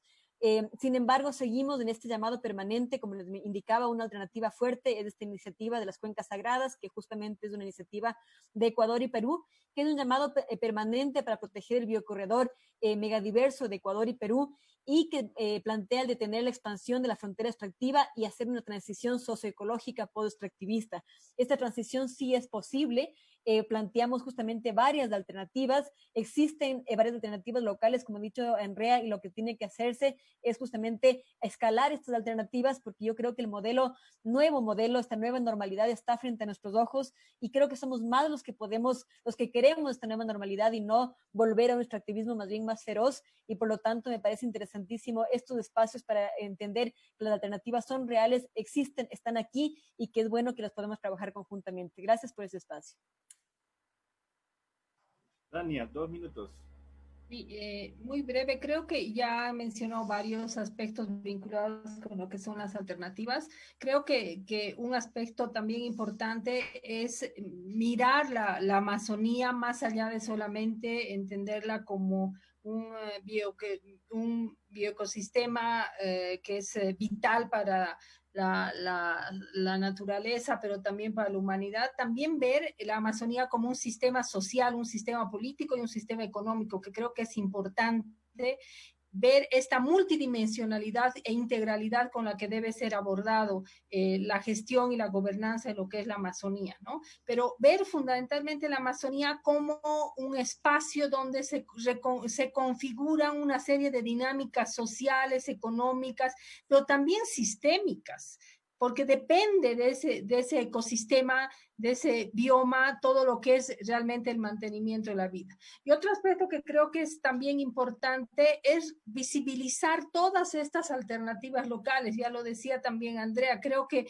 en este contexto en el que estamos de la crisis climática, la crisis sistémica, tenemos que empezar a ir también desde lo local, visibilizando todas esas experiencias, visibilizando todas esas propuestas que hay de pueblos indígenas, y creo que esta pandemia nos muestra precisamente la necesidad de retornar a esas relaciones, a esas proximidades con la naturaleza, sentirnos parte, la pertenencia, recuperar la pertenencia y la espiritualidad con la naturaleza, porque creo que ahí están las respuestas, las posibilidades de transitar realmente a mundos posibles, a otros mundos posibles, el transitar a la transformación, y a partir también de la organización, la autoorganización de la sociedad, para hacer estas denuncias, generar articulaciones que nos permitan realmente mostrar rutas, transformaciones y esperanza en todo este escenario en el que estamos viviendo de crisis realmente multidimensional, crisis globales, ¿no? Creo que es importante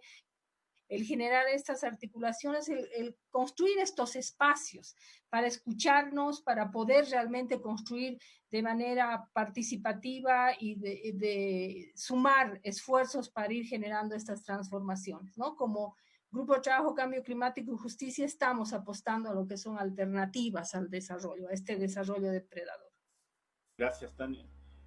Romina, 2 minutos. Sí, gracias, Osber. Coincidiendo con lo que varios compañeros y compañeras han mencionado, sí creemos desde el MOSIC que para enfrentar, digamos, la crisis climática necesitamos plantearnos alternativas a diferentes escalas, ¿no? Evidentemente, hay una dimensión de estas alternativas que lo que nos está empujando es no solamente a pensar alternativas de cómo hacer las cosas diferentes, sino incluso cómo entendernos de manera diferente en el mundo, en los territorios, en relación a los ecosistemas, no al margen, sino más bien interconectados, interrelacionados con los territorios, con la Amazonía y con el mundo y la Tierra en general, ¿no? Entonces, me parece muy importante que desde los espacios en los que estamos no olvidemos esta multidimensionalidad de la que se ha hecho mención, ¿no? No solamente a gran escala, en esta mirada cuestionadora, digamos, a esta normalidad, a este sentido común moderno que se ha implantado a nivel mundial,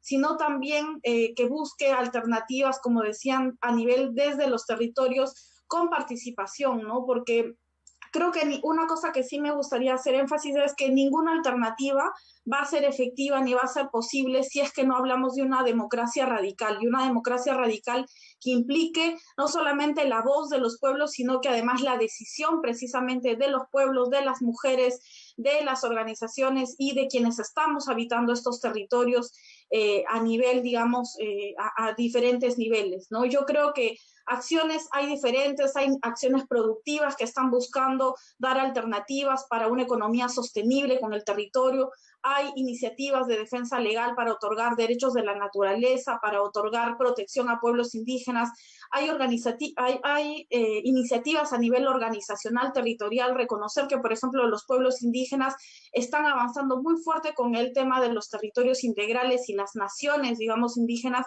que precisamente recurren a esta idea de una democracia radical en la que participen, en la que también tengan una decisión y a la visión de desarrollo parta, digamos, de esos territorios. Yo creo que es importante entender que una crisis de esta magnitud como la que tenemos requiere respuestas a múltiples niveles, también algunas respuestas que son más bien radicales porque necesitamos cambiar de raíz varias cosas, pero sobre todo creo que tenemos que apuntar a un futuro, digamos, más democrático y con mayor participación para poder definir, digamos, alternativas que sean comunes y que sean no solamente comunes en términos de decisión, sino común también en términos de beneficio y de visión que tenemos de los próximos años y las próximas generaciones, ¿no? Gracias. Bueno, gracias a todas y todos, a los que han participado en este webinar. Quiero agradecer también al público que nos está siguiendo en el Facebook Live. Solamente dejar como un mensaje muy importante como conclusión: hay que denunciar las cosas que están pasando en la Amazonía, y esto también por estos avances extractivos, por la situación que están viviendo los compañeros y los hermanos indígenas por la situación de la pandemia. Ya todos sabemos que la pandemia surge por la destrucción de nuestro ecosistema, y este virus salta por ahí, ¿no? Estamos degradando más la Amazonía en su aspecto natural. Y también hay todo este tema de levantar las alternativas que están ahí, ¿no? Están ahí las alternativas y que necesitamos articular fuerzas, ¿no? Yo creo que es importante en este marco del POSPA, que va a ser del 12 al 15 de noviembre, trabajar esas alternativas, pero también denunciar, porque en noviembre los países van a presentar sus ambiciones climáticas, y esas ambiciones climáticas no son reales con la situación que vive la Amazonía. Entonces tenemos que generar la denuncia a escala nacional, regional e internacional. Yo creo que el espacio POSPA es una gran oportunidad para poner esas denuncias y con mayor pruebas también de lo que están sufriendo nuestros hermanos en la Amazonía, ¿no? Que están cerca del problema, ¿no? Entonces doy por agradecimiento a todas y todos, y todo este material lo vamos a sistematizar, lo vamos a subir también en el POSPA y vamos a seguir el proceso de trabajo, porque esto nos va a ayudar a pensar en los temas que vamos a presentar en el proceso POSPA, ¿no? Desde ya, muchas gracias a todos y todas y buenas noches.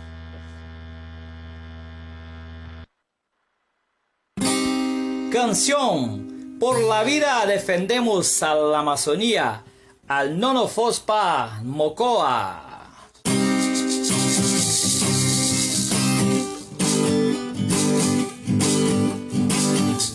Y el Nono Fospa de Mocoa, de manos unidas, pueblos de la Amazonía, construimos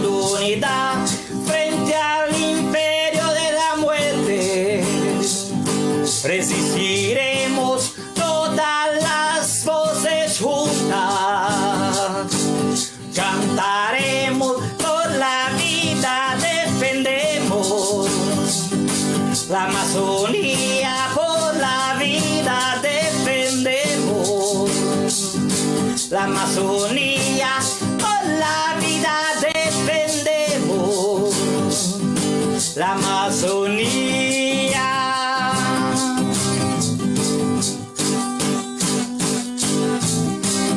En defensa de los ríos y de los bosques, promoviendo la justicia socioambiental en los territorios de nuestros pueblos, ancestral frente a la destrucción por el capital, por la vida defendemos.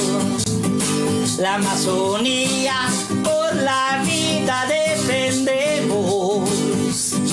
La Amazonía por la vida defendemos. La Amazonía.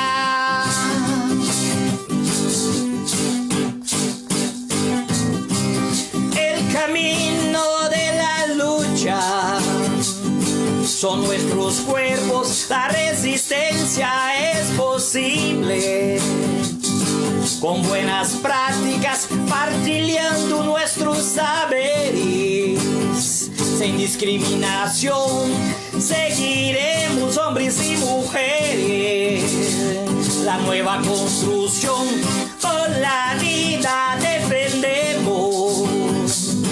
La Amazonía, por la vida defendemos. La Amazonía, por la vida defendemos.